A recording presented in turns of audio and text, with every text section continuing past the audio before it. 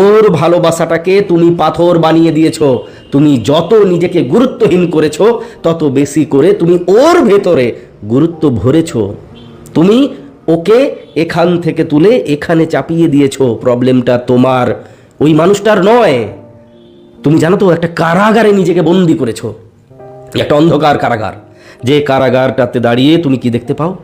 আমি যদি ওর কথা শুনে না চলি, আমি যদি আমার মতো বা আমার মনের মতো কথা বলি, ওই মানুষটা চলে যাবে, অন্য কারো সঙ্গে ভালো থাকবে, হাসতে খেলতে একটা জীবন কাটিয়ে দেবে। আর আমি এই অভাগা মানুষটা কাঁদতে কাঁদতে হারিয়ে যাব।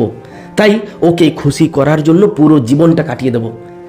এই যে তোমার ভাবনাটা, এই ভাবনাটা একটা কারাগার, একটা চক্রব্যূহ, যেখানে তুমি ফেঁসে গেছো।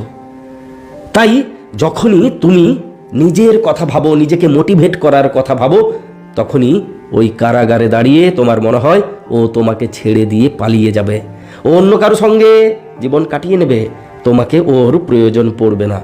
এটা বদ্ধমূল হয়ে তোমার মাথায় ঢুকে গেছে। তাই তুমি ভয় পাও, আর ভয়ে কুঁকড়ে যাও, হারিয়ে ফেলার ভয়, প্রচণ্ড ভয়। এই ভয়টাকে যদি জয় করতে না পারো, তোমার দ্বারা কিচ্ছু হবে না। ও সত্যিই পালিয়ে যাবে, সিরিয়াসলি ও পালিয়ে যাবে।